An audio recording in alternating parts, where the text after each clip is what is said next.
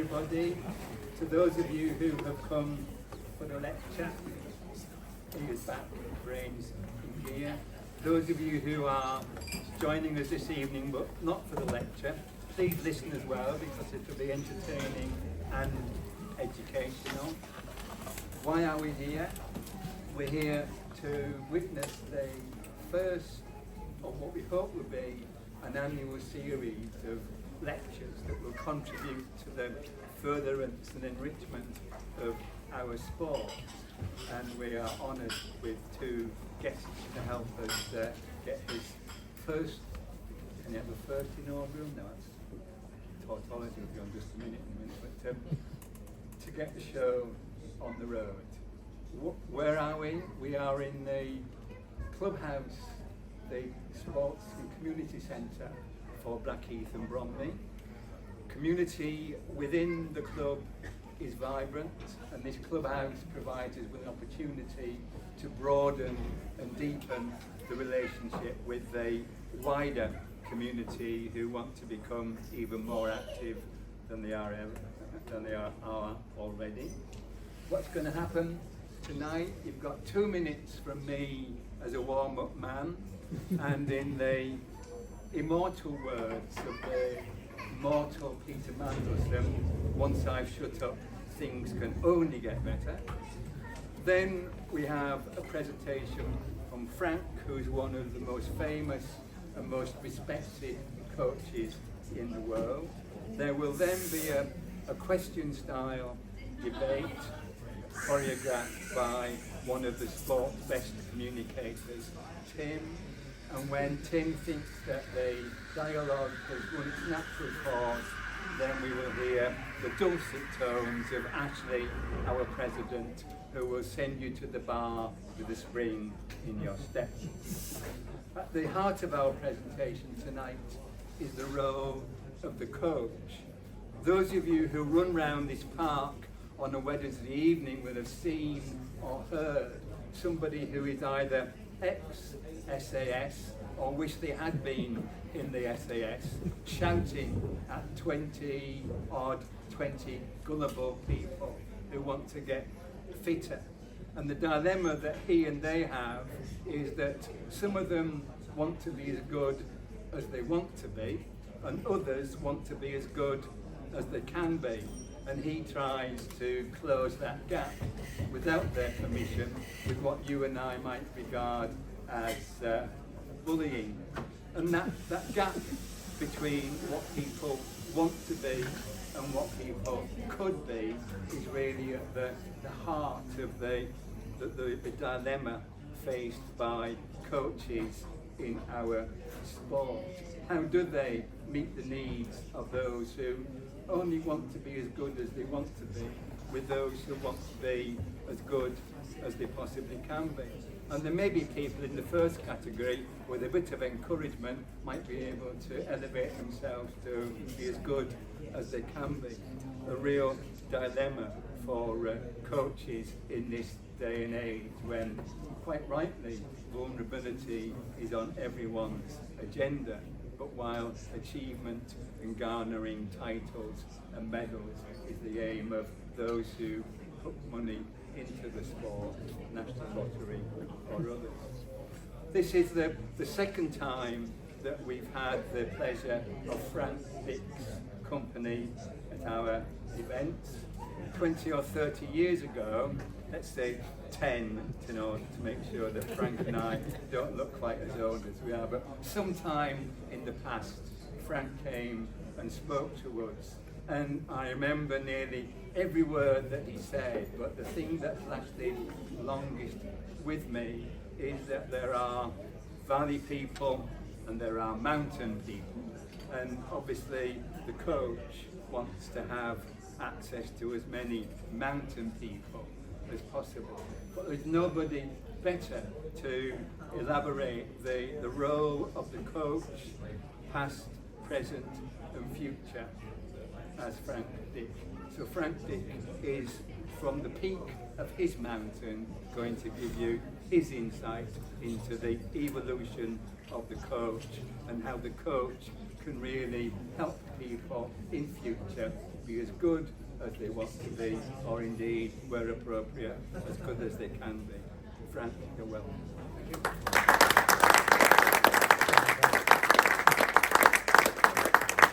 Thank you, Mr. President. Not only for the warmth you're welcome, but for not taking fun of the misfortune I have with my name.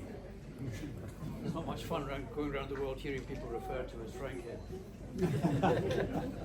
When I came back from Buckingham Palace, having received my honour from the Queen, I wasn't too sure about my next door neighbour's children's sense of humour when they said, "Can we now call you Obi Dick?" Ladies and gentlemen, it's a huge privilege to be here to speak to fellow coaches, fellow athletes, fellow administrators, the people who make our sport work. The reason I chose this title is it's kind of an offshoot of a line that I came out with a few years ago that Seb uses quite often now, and that is, athletes make excellence happen, coaches make excellence possible. That's our job, to be architects of possibility. What I'm going to do, without taking up too much introductory time here, is I'm going to run through what I call the 6 C's, because when you do a presentation like this, you've got to give yourself sort of little milestones that you go through to make sense of the whole thing. I'm going to be talking to you about coaching and about the kind of stuff that we do. I'm going to talk to you about how we develop as coaches, but far more important, I'm going to talk about what we belong to. And I'll make my point clearer on this in a few slides' time. So I'm going to talk about clarity to begin with, then curiosity, or my obsession with learning.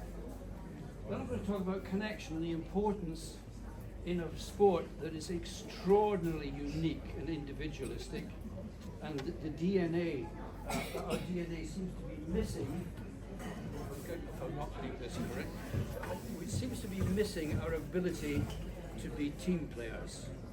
You may disagree with me on that, but I have to say, looking from the outside, it was bad when I was around, and it doesn't seem to be getting any better now.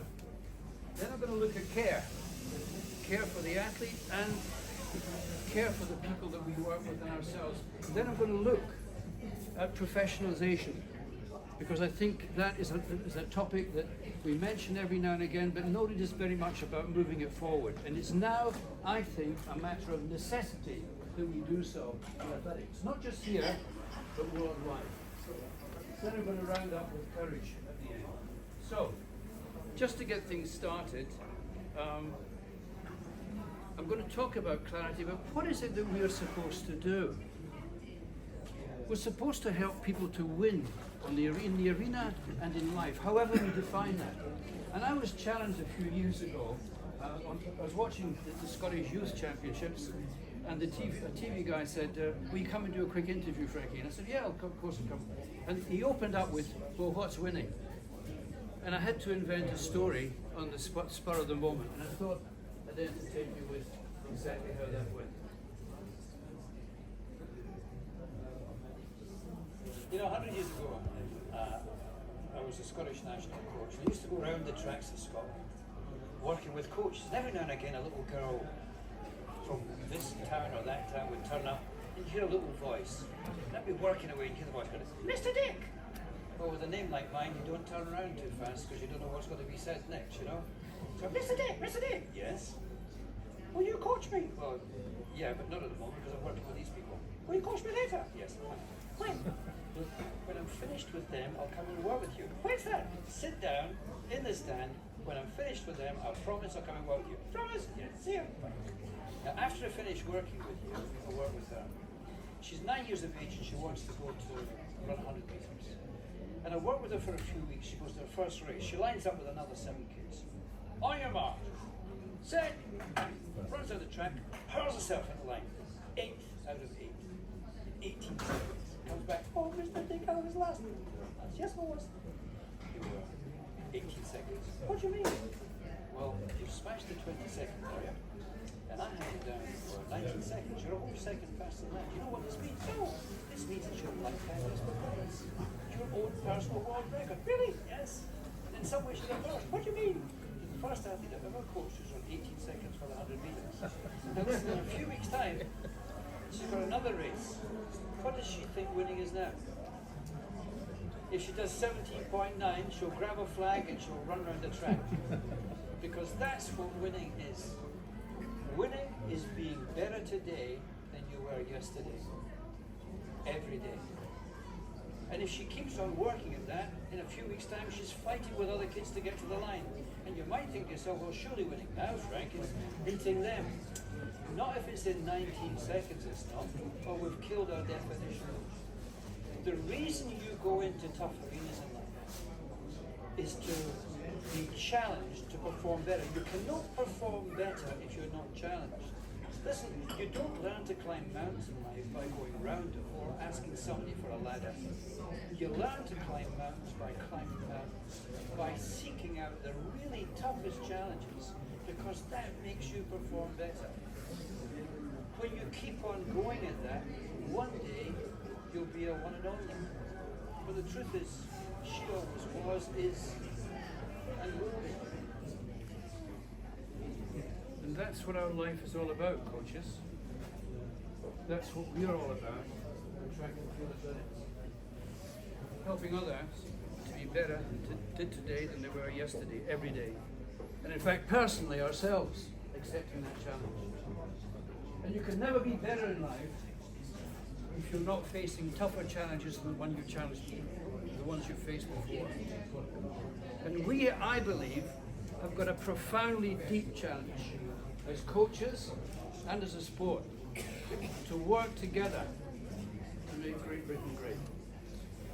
So, let's get down to these things.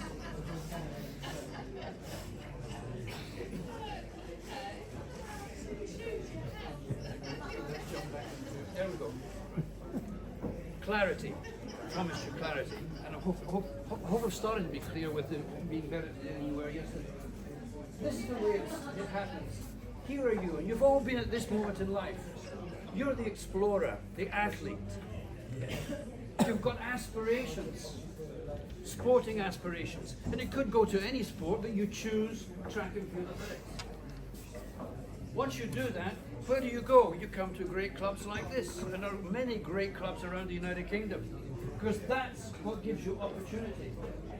But the person who gives experience of the sport, the person into whose hands the sport hands the opportunity for experience, is you, the coaches.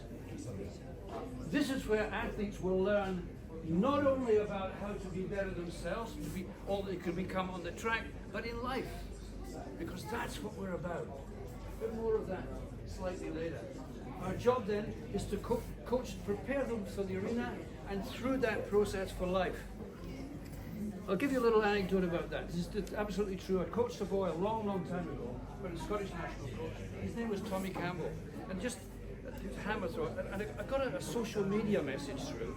He spotted me on Facebook. And this is a year past January. And he sent me a message through. He said, Frank, I always meant to say to you how much I'd learned that had nothing to do with athletics. Because when you'll enjoy this, Tim. When he was a hammer thrower, his coach died. He phoned me up as national coach. Will you coach me, Frank? I said, all I know is what I learned at Loughborough as a student. He said, I'll coach you if you coach me. And that was the relationship. He threw for Great Britain. Eventually, not due to me, but very much due to himself.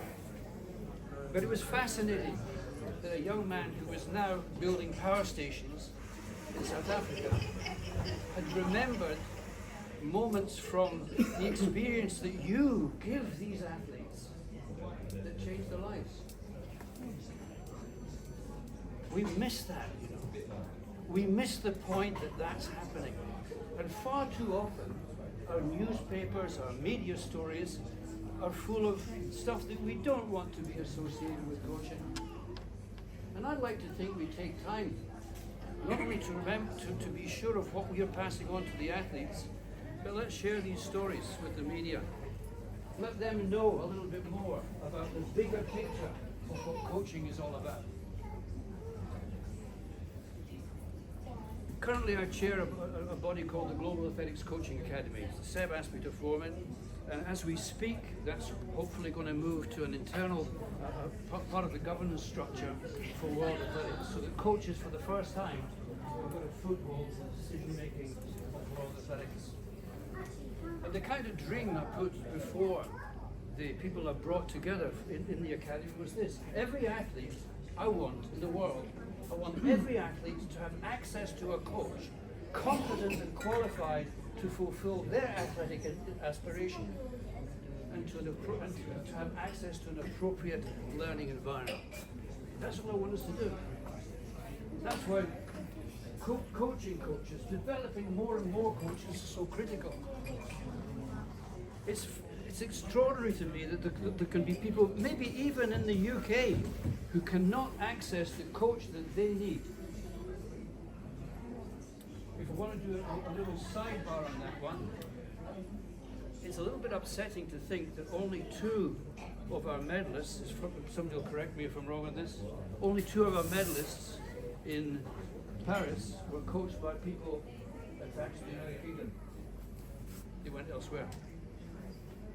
I promise you, if we don't deal with this, if we don't afford our coaches access to the best athletes and the best athletes to our coaches, we will be falling by the wayside. And forever, you'll be sending your athletes abroad and not coaching them here when they get to that particular level. I don't know if you're comfortable about that, but sitting on the outside now, I certainly am not comfortable with that. And I'm very proud to say that in my entire tenure, not one athlete, every athlete who was in the British team winning medals at the Olympic, World or European Championships was coached by coaches who were grown up and developed in the United Kingdom. When my last Olympic Games was 1992, and we had 93 athletes coached by 65 coaches. 65 coaches in the United Kingdom at that point were capable of coaching people to Olympic level. And that number is shrinking. And I'd like to address that. And don't, for goodness sake, sit here tonight thinking, well, Frank, that's always somebody else's responsibility. It's not. It's all of our responsibilities. We're all part of that. We're all part of making that happen. Let me talk about the reality of life. I know some people don't like the notion of the long-term athlete development plan, but let's not complicate things. We're either coaching beginners, or we're coaching developers, or we're coaching high performers. To begin with, because I was part of designing this thing, to begin with, I thought that's all we'd have to think about. Coaching beginners, coaching developers, and coaching performers. Then it dawned on me, physical education in schools is not all that it used to be. And one of our functions now as coaches in great clubs like this, one of our functions is to make it possible to compensate for that lack. So we are actually, when you're working with beginners, we are assuming the role of physical educators now. We're looking at things far different than we used to look at in the past. And what I'm trying to say in this is that if you're coaching beginners, it's probably the most important job you're ever going to have in coaching. We've got to give coaches who work at these levels a parity of esteem. It then dawned on me that because of that, we know that more than 90% of the athletes who ever come into the sport are going to go all the way through here to an Olympic Games or whatever, right? Most of them are not going to go that far. Some of them will actually leave us somewhere between being a beginner and being a developer, and they'll pursue what I would call an active life plan. I think we in sport have a responsibility to have some coaches who are responsible for that. That links us in with the community, as I shall be talking about later. But then I had, as a Scotsman, it's a terrible thing to say this, I worked with Eddie Jones with the England rugby team. And you know what they say in Scotland. Scottish people only support 2 teams in life. Scotland and any team that's playing England. So here I was, working with Eddie Jones. And I discovered for the first time, so it's not all that long ago, I discovered for the first time that actually there's another area of coaching.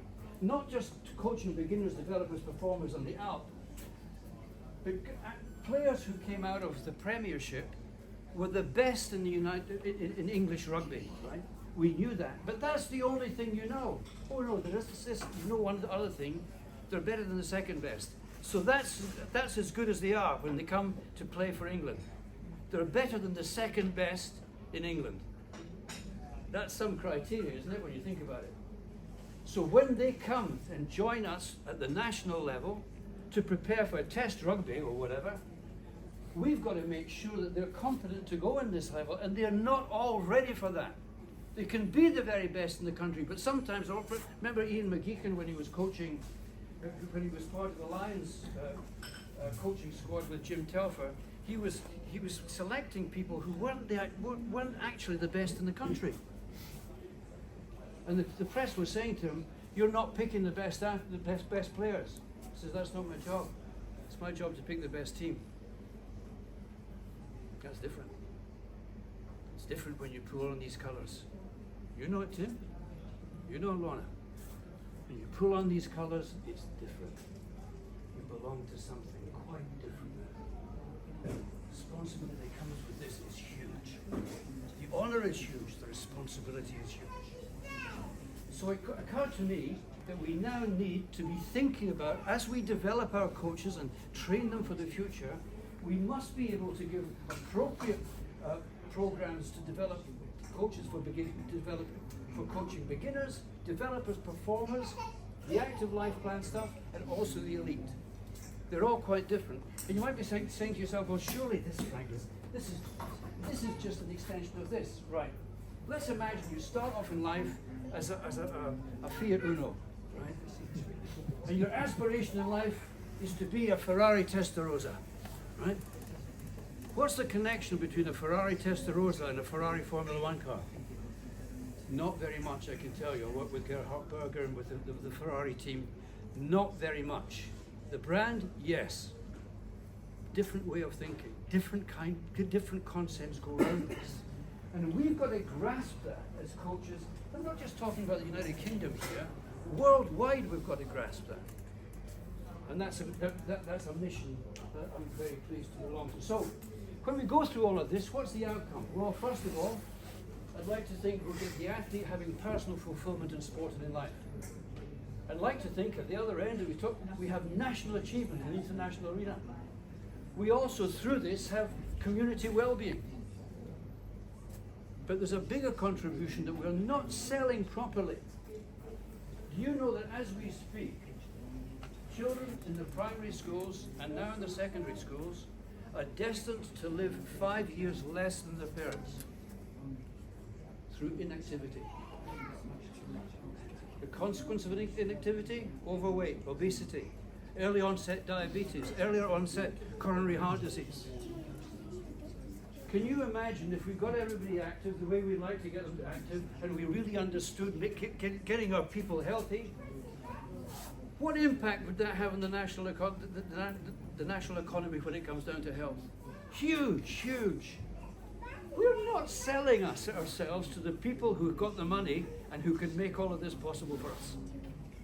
I believe that health, education, and sport should have one common department somewhere okay, they've got the specific areas, but there has to be a coming together at some point that will actually change our culture in this country in terms of health, well-being, and success. So my final point of clarity is this. What is our purpose?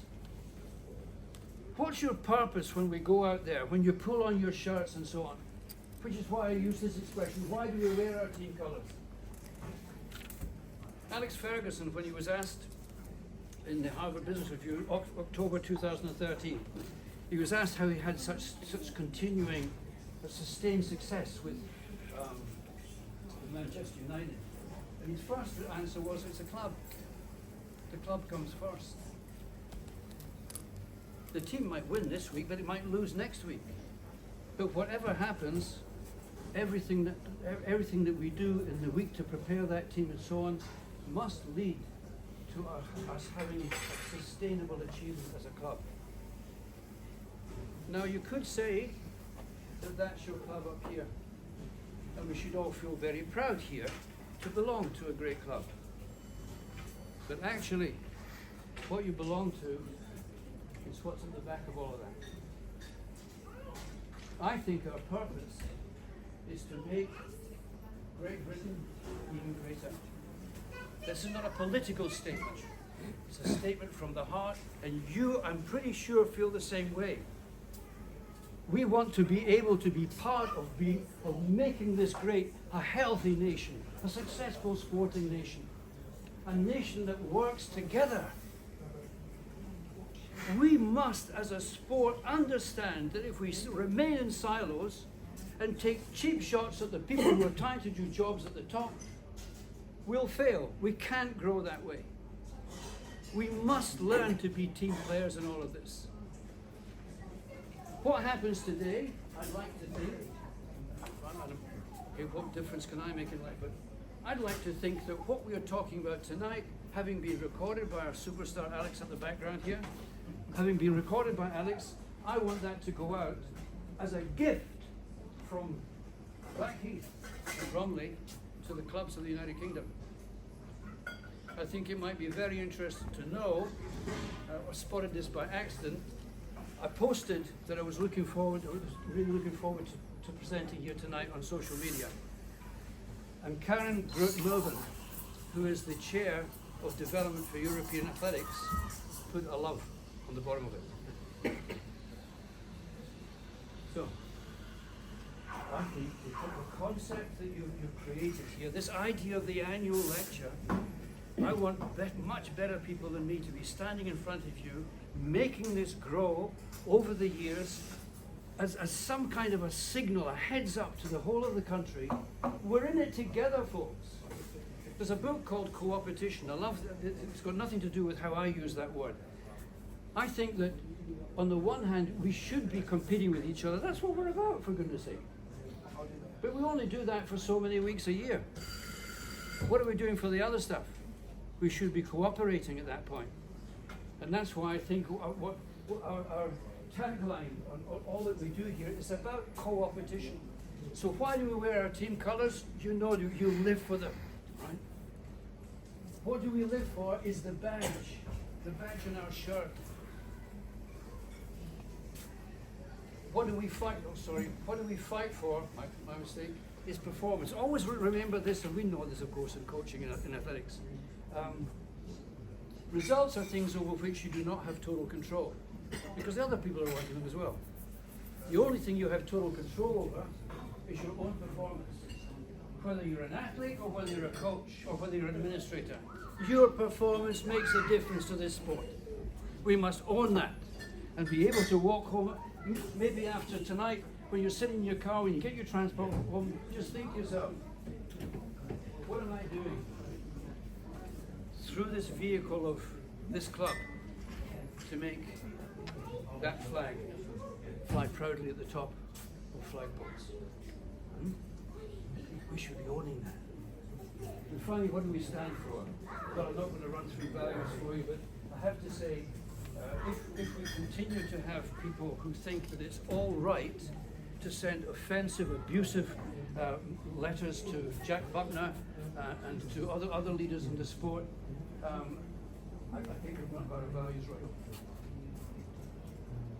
I learned when I was a much younger coach. I just started off in Scotland, a guy called and I was moaning about a guy called Dunky Wright. I have a little sidebar for Dunky Wright. Dunky Wright, he was a gold medalist in the Marathon of Scotland way back in time. And he was also a sub-editor in, I think it was the Scottish Sunday Express, or Scottish Sunday Mail. Anyway, Fanny Blankers-Cohen, you remember from the 1948 Olympic Games, I think triple medalist. Anyway, she came to Glasgow to the Ibrox Police Sport, and she won the 100 yards, the 80 meters hurdles, the 220 yards, the long jump, and was anchored the winning relay team. And Dunky Wright came out with this headline, which is legendary in Scotland: Ibrox crowd stunned by Flying Fanny.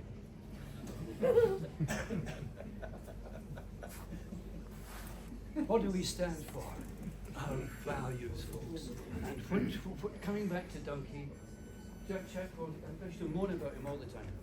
And Ian Russell, who was with the Scottish Sports Council at that point, or Scottish Council of Physical Recreation, whatever, he said, Frankie, never complain about the people who are doing things.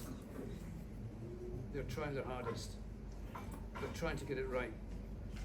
Step in and help them if you can, because that's what makes it work.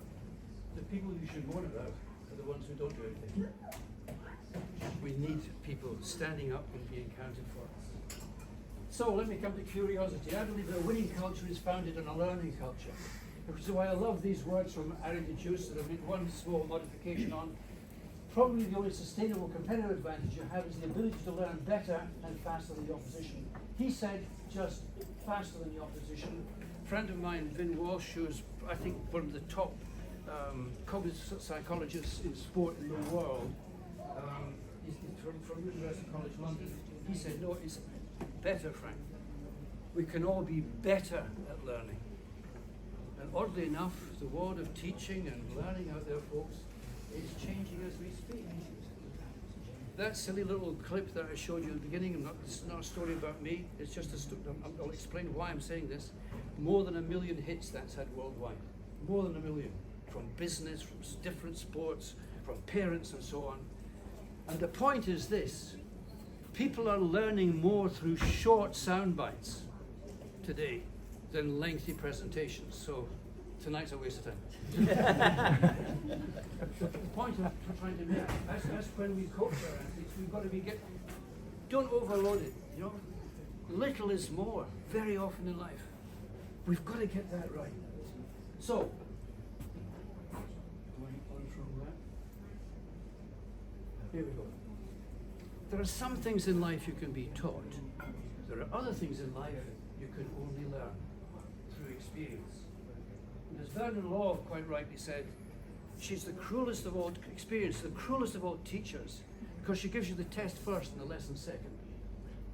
But we've got to bear in mind how important that lesson is, and to make sure that we do access it. We can be taught the science, the disciplines, the formal education that we get. We can be taught that stuff. But you can only learn the art of what we do through life experience. And that's not something that just comes instantly. It's something that we accumulate through life, which is why the older coaches in the room must take time to sit down over a coffee or whatever with the younger coaches and pass on the metaphors, the analogies, the storytelling that they use to help them learn from their experience. Pass it on, we're coaches. Coach the other coaches. In fact, by the way, if you think the administrators don't understand what you're doing, why don't you have a cup of coffee with them? Let's not knock administrators all the time as coaches. I mean, I get it, believe me. I said when I was at the Diamond League, Lorna will remember, I had to do a short presentation, and BA's, the British Athletics Coaches Association had hosted it, and England Athletics were there. And I said, you know, one thing we'll have to do to make sure we get this right is that coaches have got to understand that being assertive is not the same as being aggressive. And administrators, you've got to understand that being supportive is not the same as being controlling. Somehow or other, we've got to meet in the middle here, folks, and work together to build relationships. My goodness, relationships are the most important things in life. Whether it's relationships in our families, whether it's a relationship we have with our athletes, whether it's the relationship we have with colleagues, with people in other countries and so on, it's forging really healthy relationships and working on them that makes things work. So, when it comes to lifelong learning, if I've got a concern about coach education worldwide, not here, I'm not knocking anybody on this, because people are working very hard to get a good coach education program here, bearing in mind that there's been a shift as in the UK as to who's responsible. I believe we're really good at the technical skills, but I've mentioned relationships, and at the soul of relationships are people skills, understanding the people skills. And very seldom do you find this covered in coach education programs. And maybe in these situations, maybe it's worth reflecting that we could actually have sessions like this in the cafeteria after maybe on a monthly or quarterly basis, and we talk about relationships, people skills, how we make things work, and so on. Let me give you an example of the kind of skills that you could put into that pocket. We were getting very concerned with the England rugby team that sometimes people were losing it on the field. And of course, because people can lose it on the field, the opposition know that, they work out the people who are the weakest, and they'll go for it. And I came across a lady, and I'll mention, I'll show you a little bit about her stuff slightly later, called Corinne Reid, who was she was the chief sports psychologist with the Hockeyroos, the Australian women's field hockey team who won back-to-back Olympic golds. Not an easy thing to do with a team, by the way. And actually, it's not a sexist comment, even more difficult with a women's team. Why? Because their lives change so much, going from one competition to the other over a 4-year period, maybe having kids, maybe getting married, and all these bits and pieces disrupt the whole ecology of women's lives, and that can make it kind of difficult to get back in. But they did it, back-to-back Olympic gold medals. And she came to speak to us, and she came out with an expression that I'd never heard before. She said, we've all got our own stress signatures. Now, you've probably never heard that expression before, but you know exactly what it means now. You've worked it out. We've each got our own stress signatures. The things that wind us up, the things that don't wind us up, the things that lift us up, the things that don't. We've got these, each one of us. And I believe it's kind of important that we understand that for each of the athletes we work with. And I'll come back a little bit later. But how do you deal with situations where people can get stressed? Well, the one thing that we'd worked out is, I don't know what really upsets you and distresses you, but actually I can't do very much about that. Because it'll always be spiders, snakes, whatever. That's your thing, right? And they concern you. What we can do is develop systems that help you deal with that and turn it to advantage. And a guy called Kerry Evans, who was the chief psychologist for the All Blacks, came out with a simple little device that I played around with, put my own words around it, and it's this. You've got to learn to step back, step up, step in. Step back, what's this all about? What's important? What's the thing that's causing the problem, not causing the problem? What can I do about it? Step up. What will you do about it? In it goes. And they work on that kind of device in the heat of the game. But for us, it can be cumulative stuff, can't it, over a period of time? And we've got to learn ourselves to be able to step into the arena that we're facing, identify what the problem is, and don't let it become cumulative. Step back, step up, step in. That's the kind of stuff that I believe we need as coaches, as much as make sure that the athletes have that. None of us get stressed, is that right? No, is that right? None of us get stressed. That's my point. We should have devices to make sure that we can be the best that we can be constantly. So what's out there? Well, you've got the coach education and qualification systems. You've got things that you read. Conferences on-site and online. You've got workshops, videos, shadowing, following other coaches around and learning from them. Mentoring. Podcasts. What we have to do is, with all this humongous tsunami of information that's coming to us now, is somebody's got to make sure that you're checking the quality control of it. Because believe it or not, some of the stuff that comes in podcasts is, if I can use a very technical expression, crap. It's utter nonsense, and somebody's making money on it and taking advantage of you on it. Somehow or other, we've got to be able to do some kind of quality control. But the other thing is, it's not just about receiving or learning from what's happening out there. Are we retaining it? Can we test each other for that? And are we retrieving it and using it effectively from time to time? because simply learning something and say, well, I learned a fantastic lesson. I'd like to think you'll see this tonight. I learned one fantastic lesson from Frankie tonight. What's the question after that? What are you going to do with it?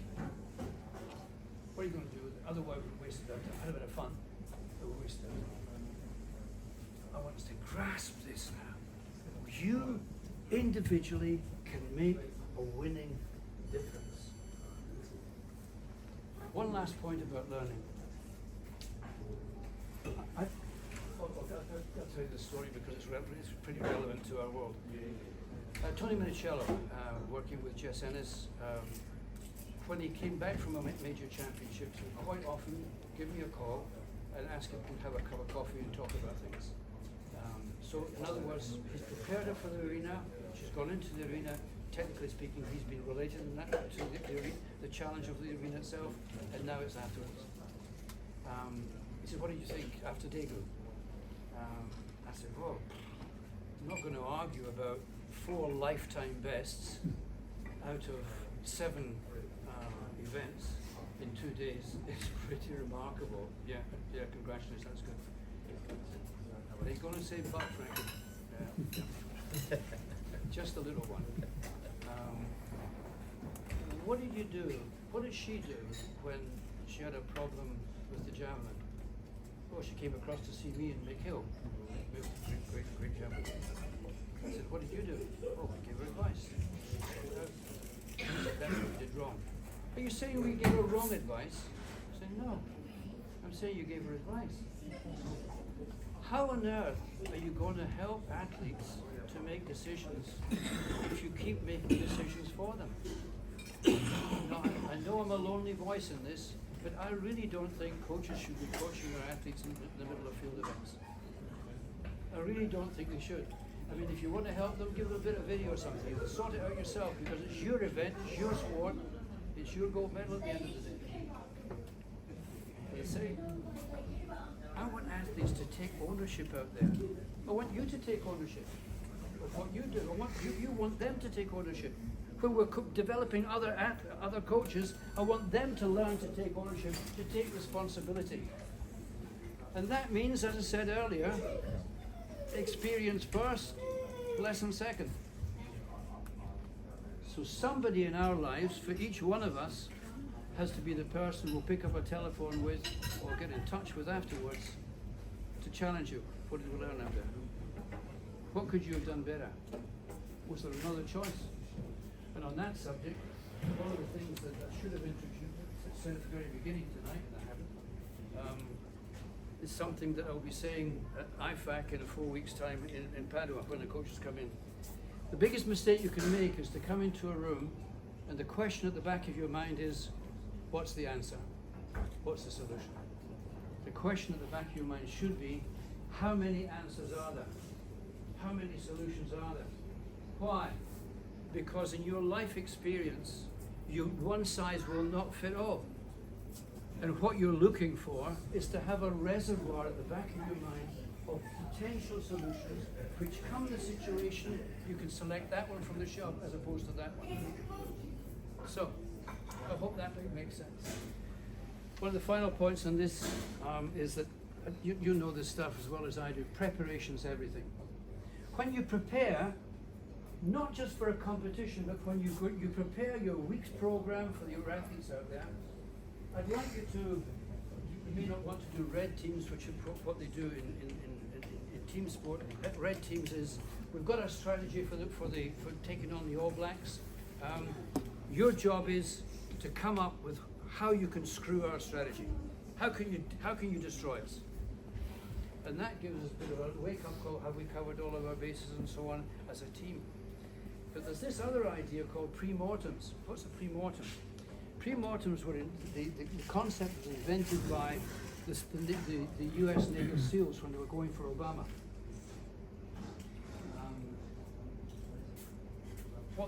The pre-mortem, you know what a post-mortem is? This is before the event, imagining that you're doing the post-mortem. And it's been a disaster. What could have caused the disaster? That's what they asked themselves. what was the disaster that the SEALs had when they were going in to get Obama? Osama. Sorry, Bin Laden. Sorry, Bin Laden. Sorry about Bin Laden. Sorry. What was the problem? What happened? They even made a movie out of it. Yeah, the helicopter went down. They actually practiced that in advance. So when you do this, and the problem occurs, you learn to treat it like a river treats a rock. You go around it. You don't let it stop you. You keep your momentum going because you know what the ultimate goal is that you're trying to achieve. So that's that. Afterwards, you learn to have what's called hot and cold debriefs. Now, I know today, of course, you laugh me out of the arena. But back in 1980, my first ever Olympic Games as chief coach, television started to interview athletes when they came off the track. And I went berserk because it was spoiling the most important moment of any kind of debrief. It's when the heart's pumping, when the sweat's on your brow, and I ask you what you were feeling out there, you'll tell me the truth. If you wait for a couple of days, you'll tell me what you think I'd like to hear. And I was so disappointed that, okay, it's in the interest of entertainment, money, and all these bits and pieces. So disappointed that we lost that. Because the hot debriefs are really important. I eventually was using these in training itself, working with the England rugby team, to do a drill, quick hot brief right now. What were you feeling about that? Well, Frank, I think Eddie should have said this, or I think Steve should have said that. The other guy said, well, I'm not sure about, this is what I learned from the situation, but let's go into the next drill. Tiny little things like that, and they were all recorded so we can actually nibble at these learning experiences afterwards. Cold debriefs is afterwards when you've got all the science and the metrics and so on, and you can analyze the thing to death at that point. But you need both of these. What's the institution in the United Kingdom that probably invented that? Hot and cold debriefs. They fly through the sky, doing magic stuff. The red arrows. That's actually, I don't know if there's anything that you get on YouTube or anything about that, but it's really interesting to see how they do their debrief. You know that they're doing the debrief as they land, when their heart's still going for some of the scary stuff that's been going on up there. And they finished their debrief by the time, I don't know if you park airplanes, whatever they see, you stop them and get out. Then they go into the metrics are being run through at the same time. By the time they get into the briefing room afterwards, they go through the whole thing in terms of its technology. So from our point of view, do you think that might be important? I'd like you to think about that, because what I'm trying to say is please test your preparation. Well, the program says that. Have you checked it? Have you really tested it before they go out there? Well, it worked last year, really, and it's going to definitely work this year. Think about these things, folks.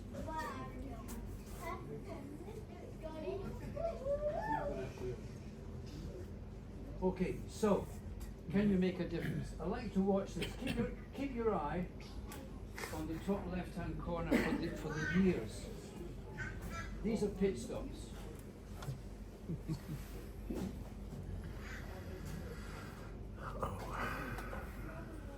No. Nope. But something's loading. It's still magic, isn't it? Oh, we can back Okay, to the beginning. sometimes it does. Oh, right.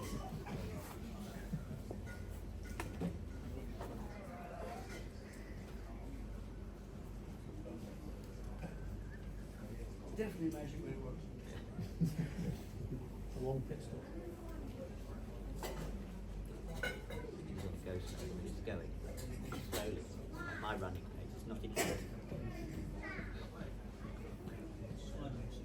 Was it? Thank you. I blame artificial intelligence for this. We've got to sleep. There we go. That's the one.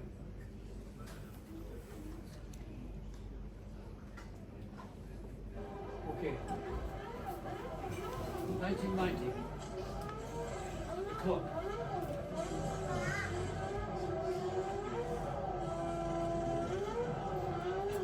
At this point, they're having to refuel the car, right? Still refueling the car. But for the main part, they're jacking it up, taking the nuts off, the wheels off, wheels on, nuts off. Got it down by a second and a bit. They're no longer refueling.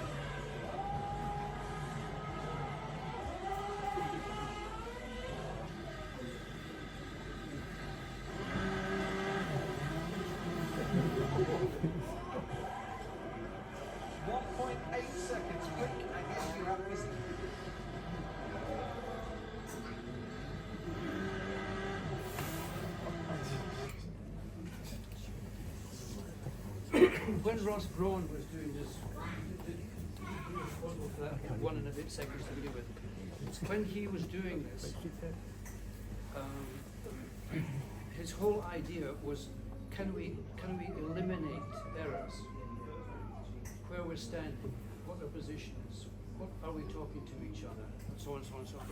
Are the tools in the right position? Just tiny little things like that. Squeeze it all together and you get that kind of difference.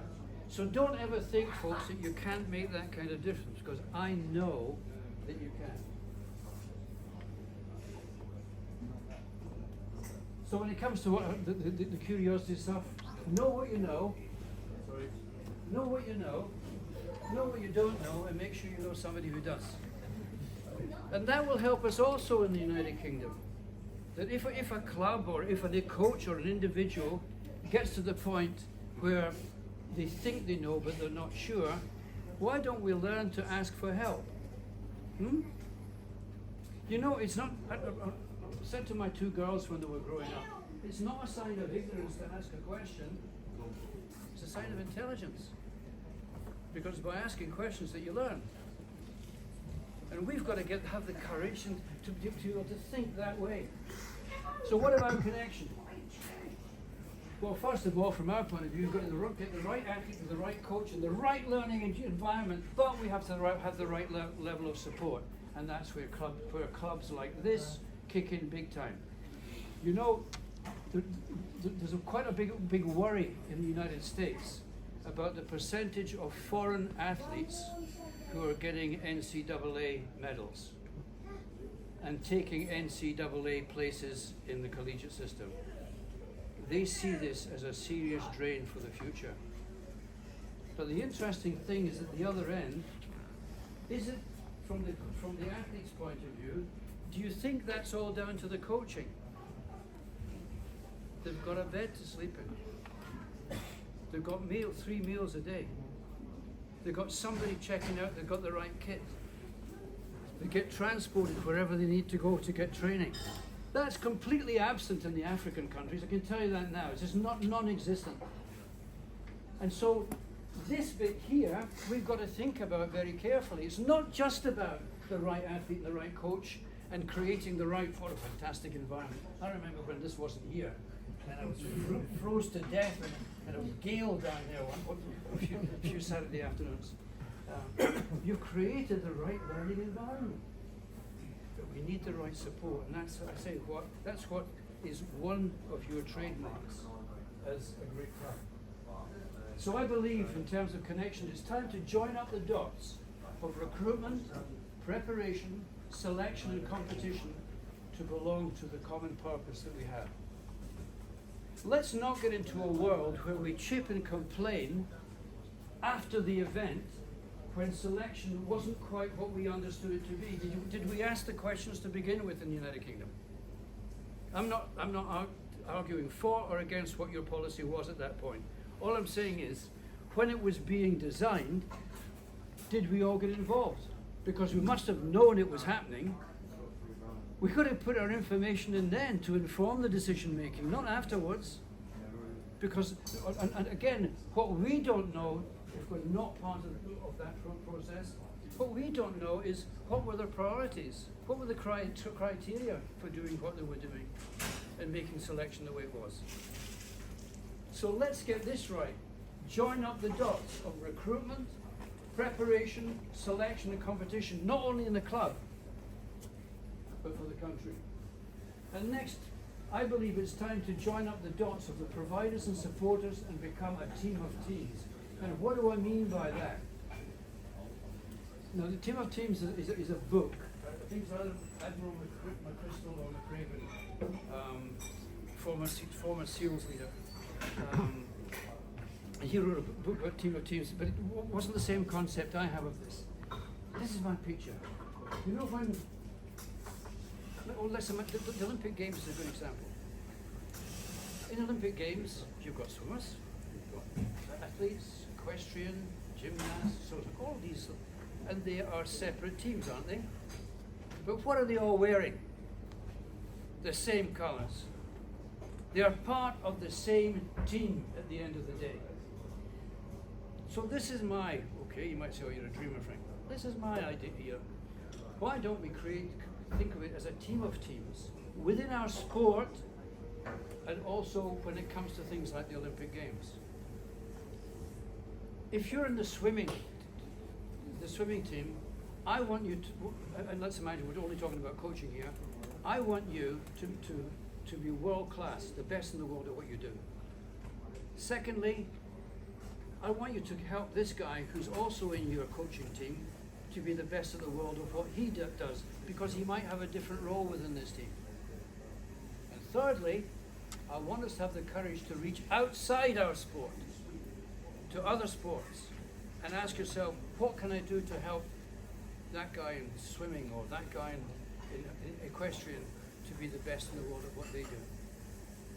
In the club, coaching, the secretary, the finance person, the grounds person, all of these people, if you're not careful, they end up in separate silos. Is it possible that we should have a chat with the groundsman every now and again, or have a cup of coffee with him and say, hey mate, what can I do to help you with your job? Well, to be quite honest, Tim, stop leaving your smelly socks down there. But it could be something as simple as that, right? Or for goodness sake, stop your athletes warming up inside on the grass and wearing it out. I'm sure that doesn't happen here, but it's happened in quite a few clubs, right? And that upsets the grounds person quite a bit, because that grounds person, he wants to be the best in the world at his job. He wants that to look beautiful. So that's the point I'm trying to make when it comes to the notion of being a team of teams. But who are the teams out there? Fans, public health, coaches, athletes, press and media, sponsors, domestic nations, the UKA, schools, clubs, performance-oriented persons, the sciences and so on, the European Association and World Athletics. Are we aware of what they do? Do we ever speak to them to see what we can learn from them and what they can learn from us? Parents, sure, we never have problems with parents. Some clubs have issues with parents because they don't take time to involve them in the process. I'm pretty sure you do something like that early on, yeah? No? Yes? Well, if you don't do it. I remember taking Cara, my younger daughter, she was playing for Surrey, but it was tiny, so that's short tennis, little sponge ball thing. And it was done as teams, right? And at the end, nobody's working out who won or lost, by the way, as the thing went on. It was really clever concept. Let's imagine you'd played a game, Lorna, and you got 6 and the other person got 10 or something like that, right? That score is registered for you centrally as a contribution to Surrey or Middlesex or wherever other place you've got the good fortune to live, right? At the end of it, all the kids were hustled across because they were all going to get a badge for this, that and the other. And the guy who was running it came across, unfortunately saw me, he knew who I was, and he got quite nervous. But what he was trying to say was, you the parents are part of this game. It's you the parents that give them the values. That don't support them when you know the ball's gone out and your son or your daughter says the ball was in, you do not support cheating. early on. Little things like that. Oh, by the way, and this is the food that we think is the best kind of diet that your kids can have and so on. So what a fantastic way to involve the parents in what it is that we're trying to do. At some point, of course, you have to say, that's your job, this is my job. Sometimes you have to say things like that, okay? But just a thought for you. Do you think we should think of the sport like this? Bringing it together. Because when you bring it together, you may have missed my artwork at the back here. It's part of making the country great. So, let's have a look at this about being connected. This is Helsinki in '94, I think it was. Panetta's at the back. Lamborghini is third from the front. They're arch rivals, by the way. Lamborghini, he picked him up off the floor. Lamborghini was favourite to win. Panetta's the holder of the title, so this kid's going to steal the king's crown. If anything happened to Lamborghini, Panetta could get a bronze medal, because he's never going to win here. So bear that in your mind. He is trying to get the kid back out to the front again. You're now 2/3 of the way through the race. Burmeister, cunning fox from Germany, he's got a lightning finish. He's slowed the whole thing down.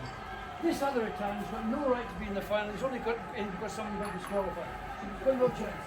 What's Panetta doing? He's taking the lead. He can never sustain this pace all the way to the line. He's creating a rhythm that will allow Lamborghini to have a chance, because he doesn't believe anybody else in the team has a chance. And here you are in the home straight. That's the boy that you saw hitting the floor. The other Italians following him through, so impressed by this new way of working together. Let's get a gold and a silver. And where's the man that made it possible? There.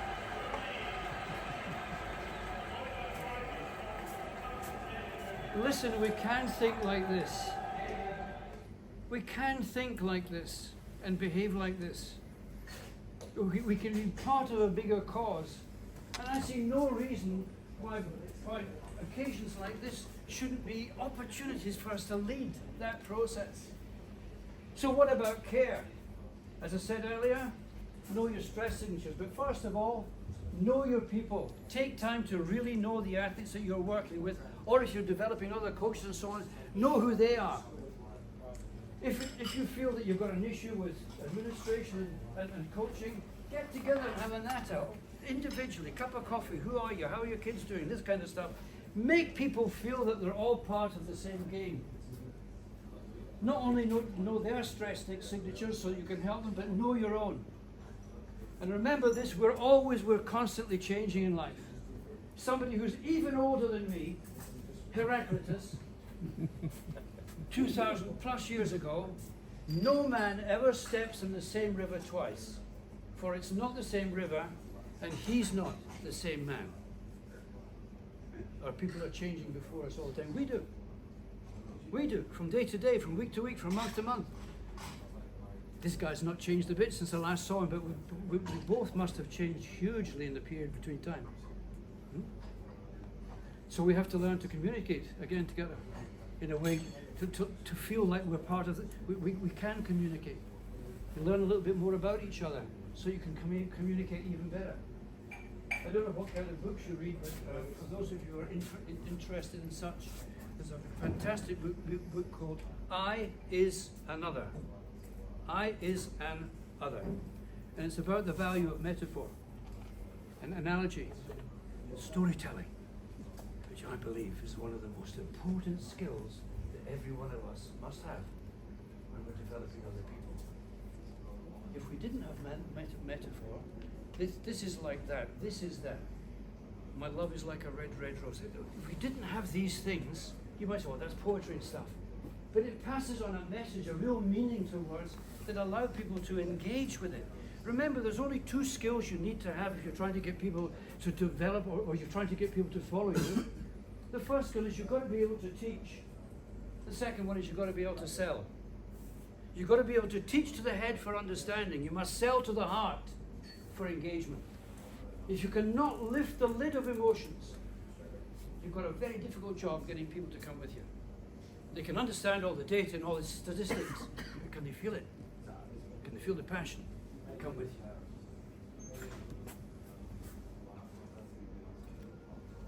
The way I see it, in terms of careers and developers, that our lives are like a 3-lane highway.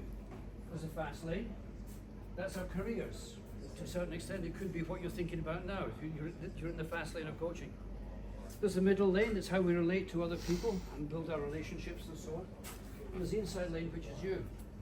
Now, I know some people who get into that fast lane, and the only reason they'll ever get into the middle lane and do something to help it is if somebody's rude enough to push them out the fast lane and to get back into the fast lane as quick as possible. Now, you may not have met people like that, but I certainly have. There are other people who will only go into that inside lane when they run out of gas. But the truth is, if you're not looking after yourself, how can you look after others? Why do they think they ask you to put your oxygen mask on first in the plane? If you're not all right, you can't help other people be all right. So we have to have a sense of strategy for each of these lanes.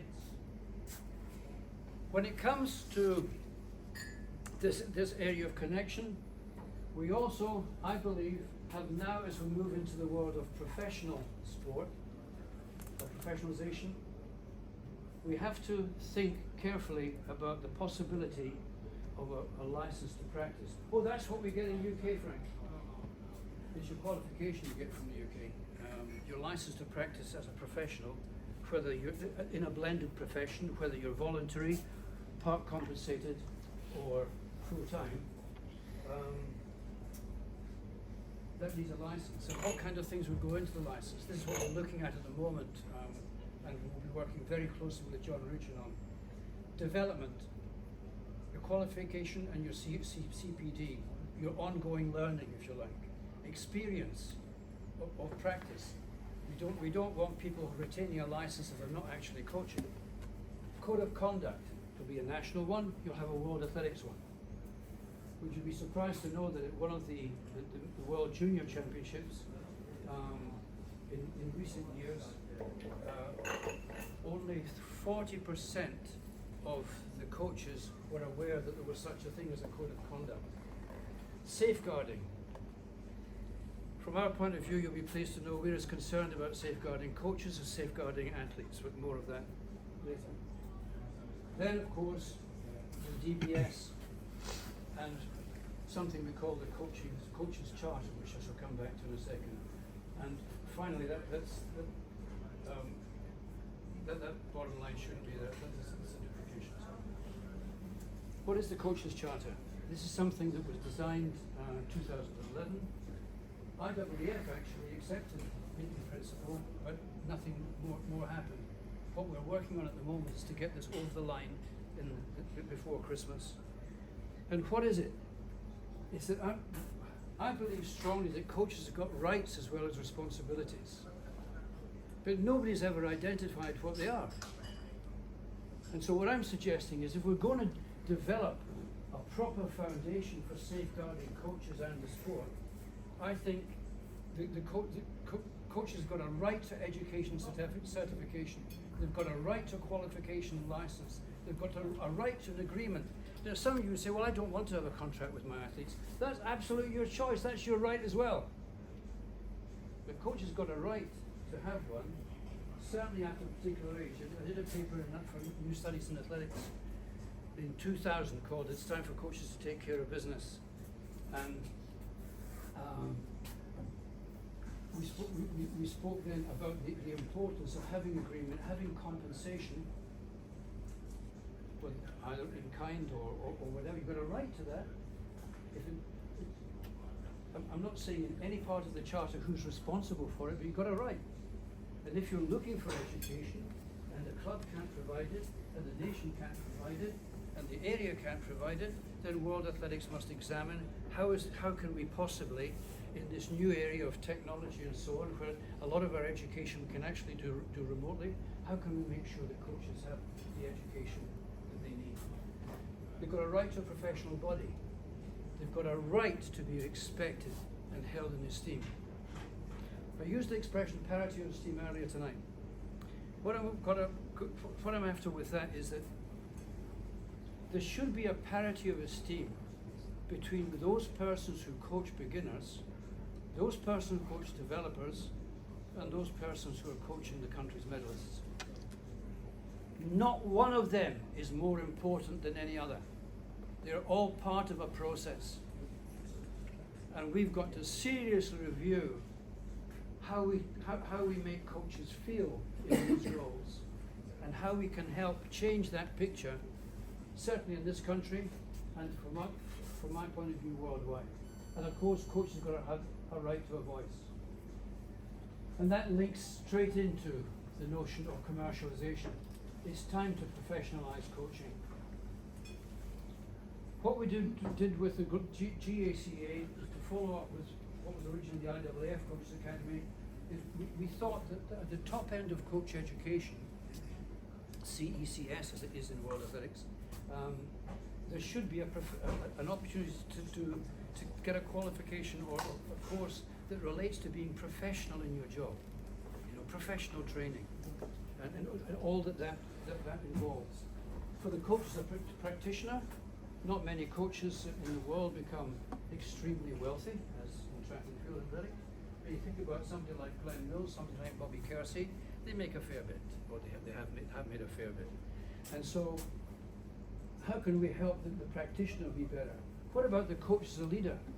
How many countries in the world actually prepare coaches to be the head coach or the leader and so on? Very often it's as simple as this. Well, you coached a good athlete, therefore you'll be a good head coach. Sorry, it doesn't actually work like that. Trust me, it's a different set of skills. And finally, the coach is educator. You may be excited to know that we're trying to get the first pilot for the coach developer. It'll be in Australia in July of next year. And when I was in Lima, speaking to the Spanish guys across there, they got really excited about this. They said, we want one too. So hopefully by the end of 2025, we will have run the first pilots in Spanish and in English, and that then will be rolled out around the world. My point is to get people. Okay, start off with the athlete, having the coach with the competence that they need. That means having the coach in the first place, and the coach having the competence. And how is the coach going to have the competence if we don't have a system to help the coach get the competence, whether it's nationally, internationally, or whatever?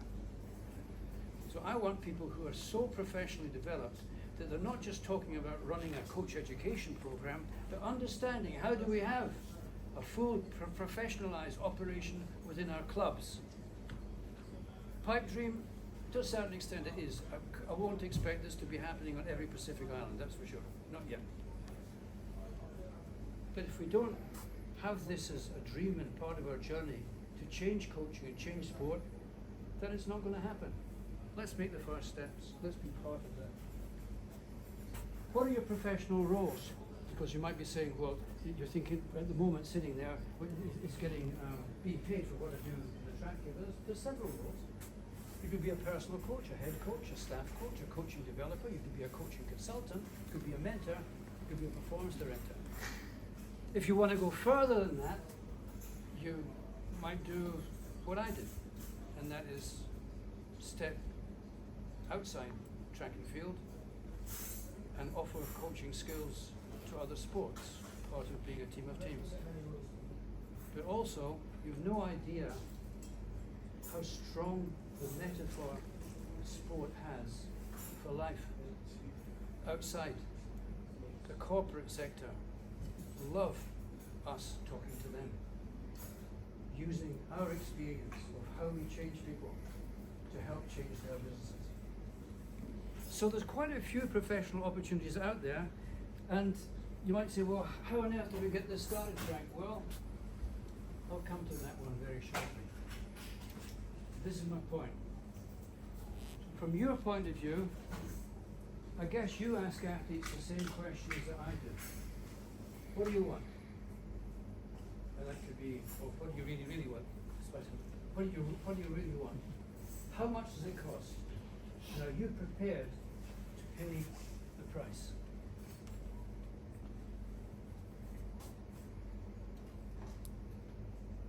former times, that didn't mean money.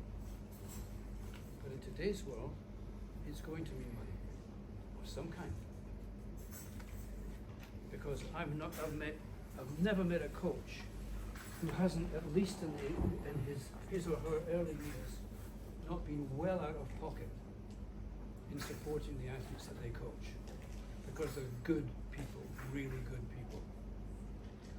But we've all got partners out there, and maybe we've all got families. Sometimes our partners might say, spend a little bit more time at home. Or give us some value out of all of this. So I think we've got to get real on this, folks. It's time for coaches to take care of business. To do that, we would have to get some order to the economics. What is the coach's outlay to be a good coach, to stay quality and so on? What are the expenses that they have going, following their athlete, taking their athletes, being away with the club and so on? What would the athlete contribute to that? I'll give a guideline by that paper you sent to coaches to take care of business. There was another one, I did one after that, a professional approach to coaching. And what I did as an appendix is the kind of prices that I think would be realistic. Where does the athlete fit in that? Where does the club? Where does the parent? Where does the community? Because we're actually enhancing the quality of life in the community. Look at these kids out here. See them? This is shaping their lives. This is helping them be better citizens. This is helping the health of the community. Community have got a responsibility in this. They should be stepping in to support it too. What about the National Federation? Who else might be involved in making I know it'll be a gradual shift, but making the shift between coaches being, for the most part, total voluntary, and for them getting some kind of compensation to make it worth everybody's while. So to my final section here. What I'm hoping to do tonight, what I've hoped to do tonight, is to create a bit of disruption. To try to disrupt the way you've thought in the past. And hopefully to encourage you to think differently in the future. And I think we should, as a sport, in addition to us as a club, we should take time, maybe once a year, to look at what we're doing and ask, how can we do it differently and better? With all the skills that we've got, with all the opportunities that we have before us as a club and as a nation. And so you disrupt things, and what you do at this point is you start asking yourself what you could do, what we could be in the future. What are the possibilities? What's the potential? What are the opportunities? What if, why not? That kind of question. And then you take time after that, say, well, what will we do? What will we be? Can we really create a culture where there are no excuses and no limits? Because we are leading that, architects of possibility. I liken it to Newton's cradle. You take the disrupt ball off. It comes in, it crashes the first one. We have dreams, what we're going to do about all this. You make a decision of which ones you're going to work on. You come up with a design or a plan for how to use it, and the delivery flies off the other end. But we know, of course, because life is constantly changing, that ball's going to come back again. And we will have to re-examine it. We don't just look at change once and forget it after that. We are changing. The Heraclitus quote. Think about all of that sort of stuff I've been trying to put before you tonight. So what I'm proposing is this. And I won't say to her who I mentioned it to earlier this week, but I want this to happen. And I want people to champion it. I'm not doing this because I want a job. It's nothing to do with that. I don't have to have anything more to do with it. Put ideas in front of you. I want a national athletics convention. Is anybody young enough to remember when the last time we had a convention for UK athletics? Wembley, 1976. Why do you think they had one that year? After the Olympics. Because we only got one bronze medal. That's right. And surely we don't have to wait to get real disasters when we know that we can make things different and better. So they had the Wembley Convention. I think the world, his mother came in, clubs, schools, physical education departments, universities, obviously BAAB at that point, 3As, W3As existed at that point. Everybody came in and they split the day up into 2 different departments. And I'm not clever enough to think of all the things that you should be looking at on that day, but at the very least, we should look at the common purpose. We should look at role-specific development for coaches. We should look at the concept of a team of teams, and we should look at the notion of professionalization. Get people together for a complete weekend. Get them round the table, and to be honest, I'd make a rule. Don't come and bitch, right? We're here to find solutions. Anybody can give me problems. Let's come in with how we can make the sport the great sport that it can be, not only here, but at world level. So having said that, let me leave you with a message from a teacher to his class. What does the world mean to you? Come on, a little class participation here. Is it just this class you want to get out of? Your house? Your street? Any further any of you want to go than that? The mall. It's only like 2 miles away from me. Well, let me ask you another question. How often do you think about things that happen outside of this town? Watch the news? Yes? No? All right, so we're not global thinkers yet, but why aren't we?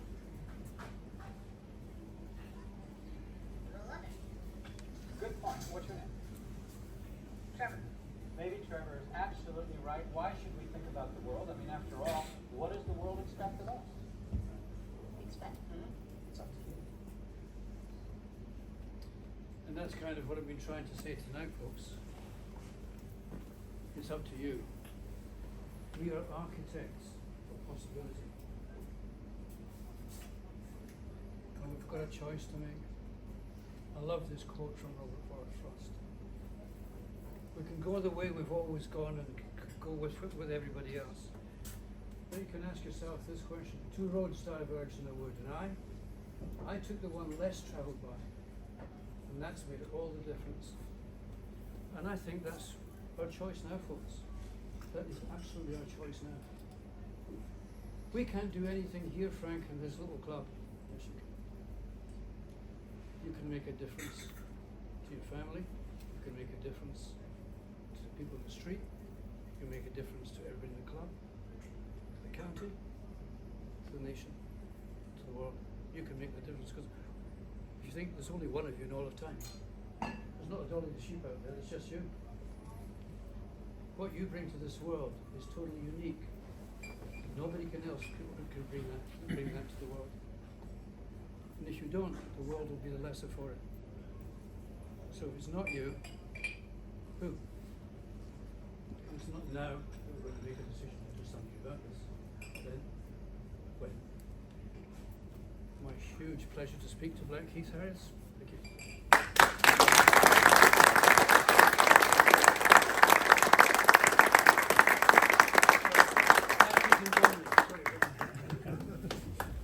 Tim, I don't think they want to dilute the impact of that big finish. So just 5 minutes for audience participation, 2 minutes for athletes,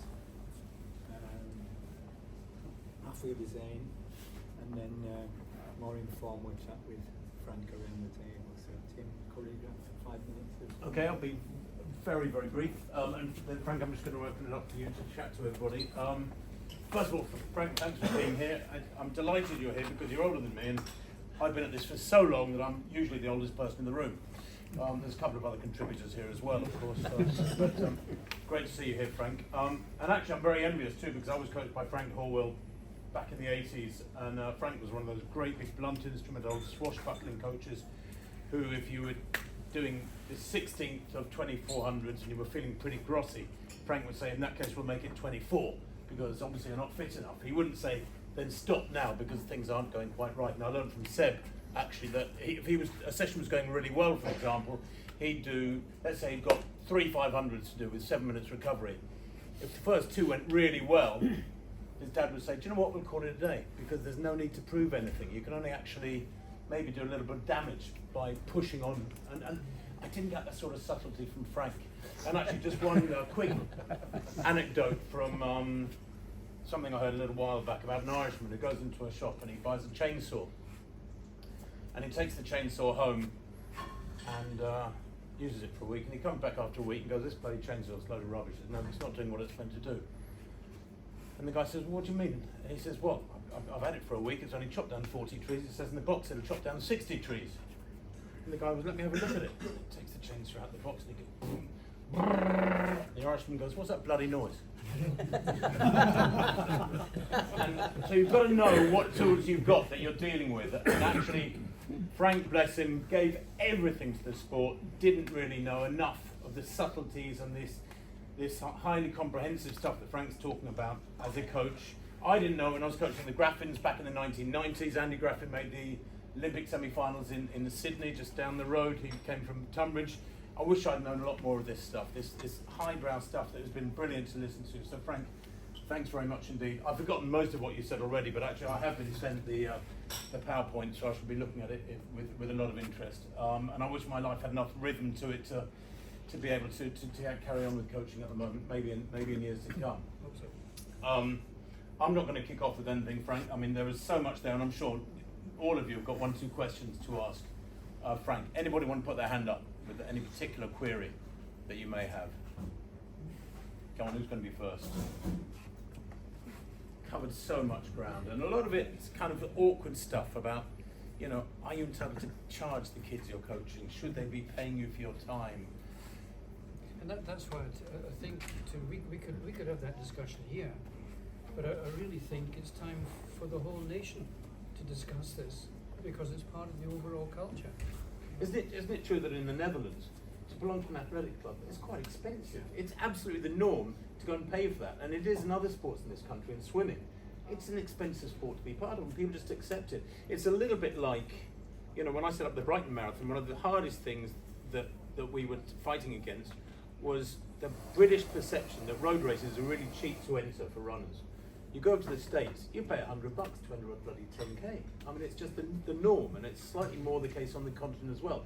And that shift in psyche is still happening, I think, in British road racing. People get upset if they pay more than 50 or 60 quid to run a marathon. I just think it's time for us to air the whole thing and talk it through. And as I say, if we can get a national athletics convention somewhere, I think there should be groups debating that for the weekend. How could you make this happen? Or dismiss the idea altogether, but whatever, let's stop just to have the odd chat here and there. Let's do something about it. You know, there's when I come to an occasion like this, and I'm on your side, I always, or when I'm doing preparing a coaching session out here, or going to a competition, there are 4 R's that I look at. The first is, what's the reason I'm doing this? Right? Second one, what's the reality? Who's involved? What's involved? And how's it to be done? Thirdly, review or reflection. What have I learned? But the biggest one is the last R. Response. What are you going to do with it? There's no point of learning lessons if they just fall down. There's no point of us having conversations. I think it's a good idea that coaches should get paid, great. So where does that go? And I think that has to be discussed nationally, not just at club level. As I understand it, there's some compensation here in the club for coaches. It's in a bit of a turmoil at the moment as to how that should work. That's why I think, remember what I said up here, know what you know what you don't know, know somebody who does. And if we don't know the answers, let's ask the questions and get people together to talk about it properly.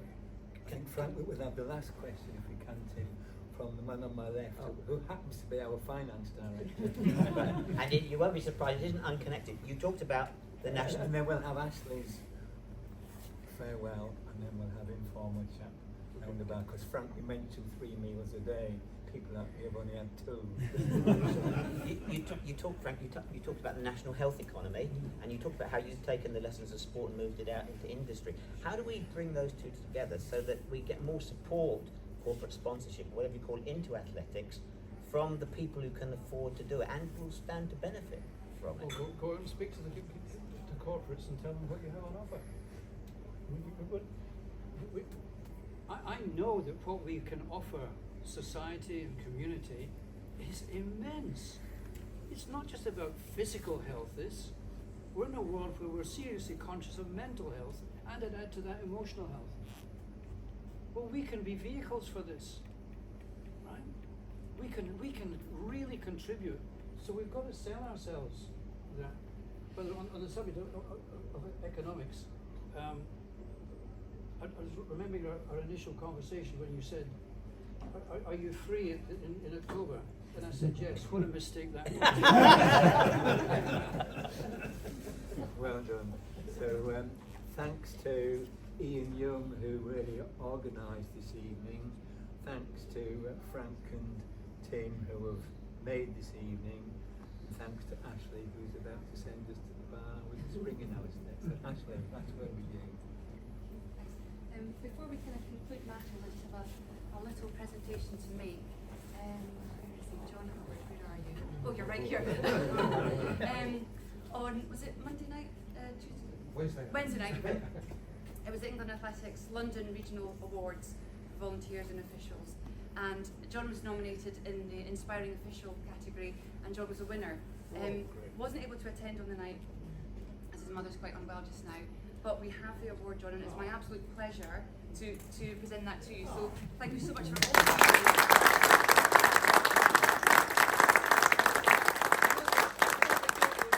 incredible amount, not just with our official matches, but you help organise all our open meets and the league events and things. So you do an incredible amount for us all. And for our officials, you truly are our inspiring officials. Inspiring.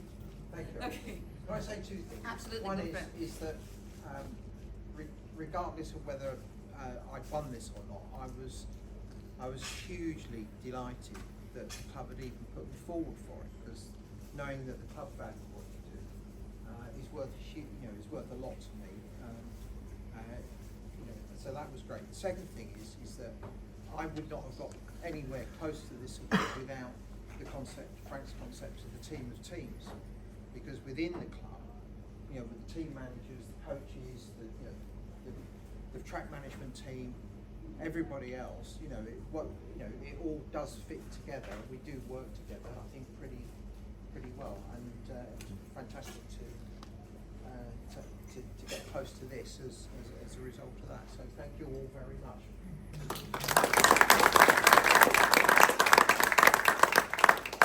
Can I just kind of conclude the evening? A thank you to Ian for organising this special event, and hopefully it will be the first of many, because this has been fantastic. Frank, well, maybe Ian didn't quite realise that you join us on something of a crossroads in our kind of coaching structure, with all coaches' payments and things like that. So your timing is perfect, Ian. I don't know if you planned that, but it's worked out really well. You have to try quite hard, but you need quite a lot of luck. Yes.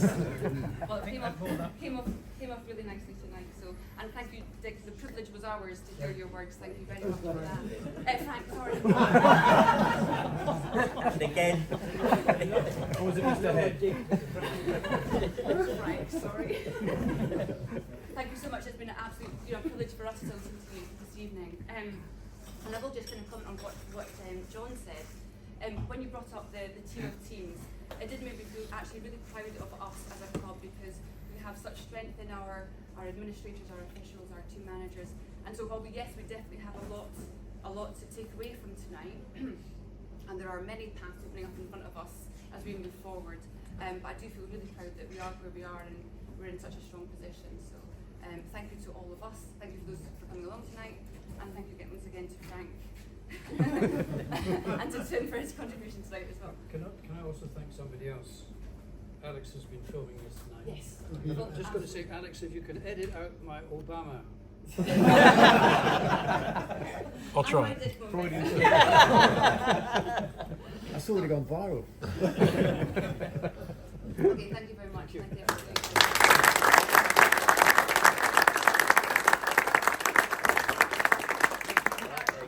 Is the bar still open? Oh, Yeah, and if Yes, anyone you're wants welcome. food, Yeah, you don't forget can that. still order it, but do it quite quick.